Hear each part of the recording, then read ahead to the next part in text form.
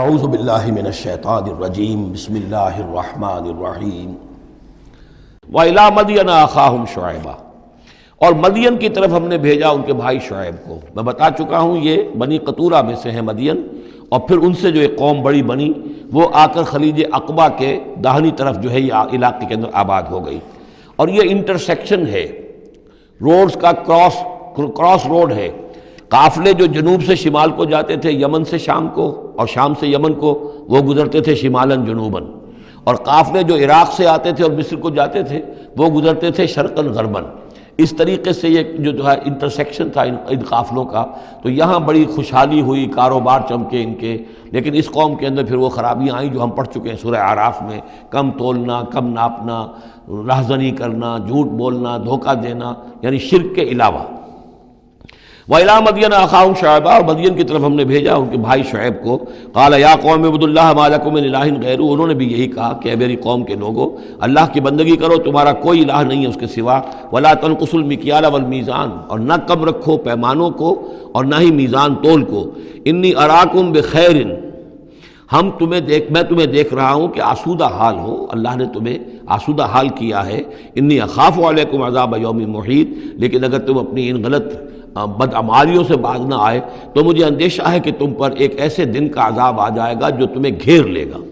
وَيَا قَوْمِ أَوْفُوا الْمِكْيَالَ وَالْمِيزَانَ بِالْقِسْطِ، اور میری قوم کے لوگوں پیمانہ اور تول جو ہے عدل اور انصاف کے ساتھ پورا دیا کرو۔ وَلَا تَبْخَسُوا النَّاسَ أَشْيَاءَهُمْ، اور مت کم کیا کرو، گھٹایا کرو لوگوں کے لیے ان کے سامان۔ وَلَا تَعْثَوْا فِي الْأَرْضِ مُفْسِدِينَ، اور نہ ہی زمین میں فساد بچاتے پھرو۔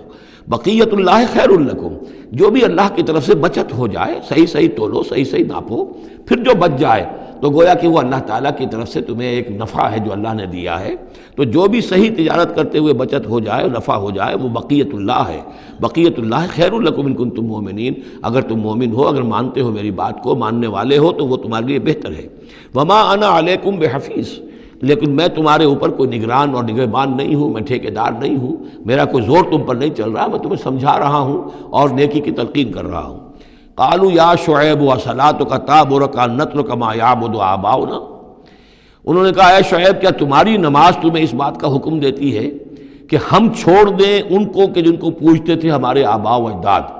اگرچہ حضرت شعیب کی گفتگو میں تذکرہ نہیں ہے، لیکن یہ کہ وہ کامن مرض جو ہے، مشترک مرض، بیماری، وہ تو موجود تھا، یعنی وہ شرک۔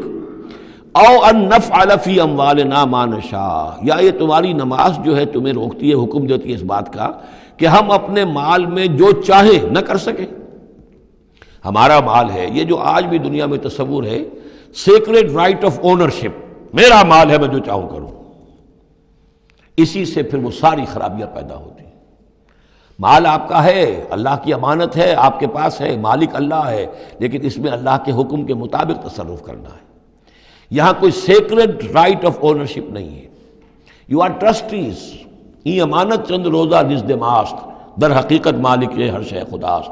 یہ تو چند دن کی ایک امانت ہے تمہارے پاس جو ہے، ورنہ حقیقت میں تو مالک حقیقی ہر شے کا اللہ ہے۔ تو جب انسان مالک اپنے آپ کو سمجھتا ہے فی اموالنا، تو پھر ما نشاء، جو ہم چاہیں گے کریں گے۔ اور نفعل فی اموالنا ما نشاء، تو تم ہمیں روکنا چاہتے ہو اس چیز سے۔ تمہاری نماز اور دینداری جو ہے، اس نے تمہیں یہی سکھایا ہے کہ ایک تو ہمارے معبودوں سے ہمیں برگشتہ کرو، اور دوسرے یہ کہ ہمیں یہ کہو یہ کرو یہ نہ کرو، ہمارے مال ہیں، ہم جیسے چاہیں گے اس کے اندر معاملہ کریں گے۔ انک لانت الحلیم الرشید، ہاں ایک ہی تم ہی تو رہ گئے ہو کہ جو بہت نیک ہو، باوقار ہو، باقی تم ہم پر تنقیدیں کر رہے ہو، ہمیں کہہ رہے ہو کہ ہم غلط کام کر رہے ہیں۔ قال یا قوم ارأیتم ان کنت علی بینۃ من ربی، انہوں نے وہی بات فرمائی میری قوم کے لوگوں، سوچو اگر میں پہلے سے بھی اپنے رب کی طرف سے بینہ پر تھا، میری فطرت صحیح تھی، میرا کردار صحیح تھا، میں تمہارے ہاں ایک نیک انسان کی حیثیت سے معروف تھا، جیسے حضور الصادق الامین کی حیثیت سے متعارف تھے۔ وَرَزَقَنِي مِنْهُ رِزْقًا حَسَنًا، اور اللہ تعالیٰ نے اور اپنے پاس سے مجھے اچھا رزق دیا ہے، وحی آئی ہے، نبوت مجھے مل گئی ہے۔ وَمَا أُرِيدُ أَنْ أُخَالِفَكُمْ إِلَىٰ مَا أَنْهَاكُمْ عَنْهُ، اور میں یہ ہرگز نہیں چاہتا کہ جس چیز سے تمہیں میں روک رہا ہوں، تمہیں اس سے روک کر میں خود وہی کام کرنے لگوں۔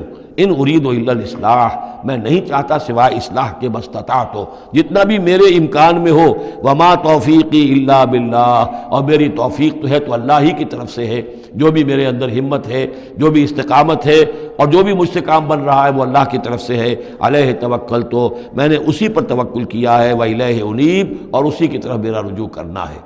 صدق اللہ العظیم۔